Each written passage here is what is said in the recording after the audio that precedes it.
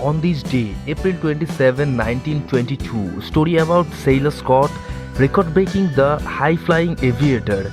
Location: Worcester, Worcestershire, United Kingdom. In the high-flying world of female aviator, names such as Amelia, Earhart and Amy Johnson immediately spring to mind, but almost forgotten English flying Sheila Scott, who was born on this day, deserves praise and wider recognition too. Between 1965 and 1972, she shaped her place in aviation history with more than 100 flying records, trophies and awards. She made 3 solo flights around the world and became the first pilot, male or female, to fly directly over to North Pole in a light aircraft. Born as Sheila Christine Hopkins at Worcester in the heart of the English countryside, she went on to serve as a nurse at a naval hospital during the Second World War, and in 1943 she begins an unsuccessful career as an actress, adopting the name Sheila Scott. Her life was to change in 1958 when she learned to fly, pursuing her first plane and converting Tiger Moth the following year. In 1966, Sheila made her first around the world flight, converting about 31,000 miles in 189 flying hours.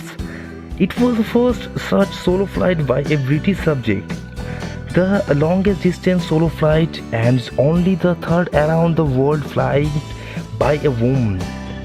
Then records began to tumble between London and Cape Town in 1967, across the North Atlantic the same year, across the South Atlantic in 1969, from equator to equator over the North Pole in 1971, becoming the first woman to pilot a flight cycling the world by way of the North Pole in a light aircraft.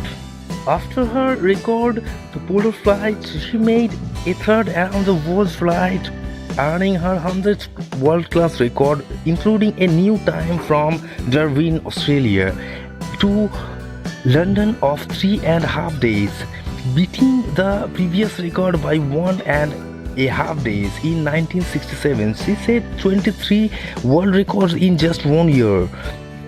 In 1972, Sheila found time to write her autobiography, Barefoot in the Sky, which was published by Macmillan.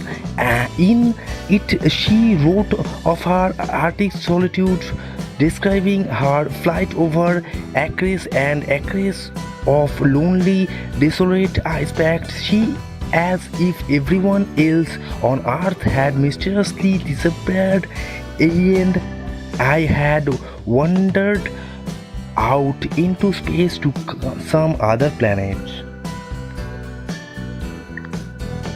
Despite her prowess in the sky, Sheila was less unsuccessful on land and failed her driving test 3 times. After finally gaining her license at the 4th attempt in 1971, she said it is terribly difficult to adjust to driving a car when you are accustomed to using your feet on rudder pedals. I wanted to hold back on the steering columns and fly away.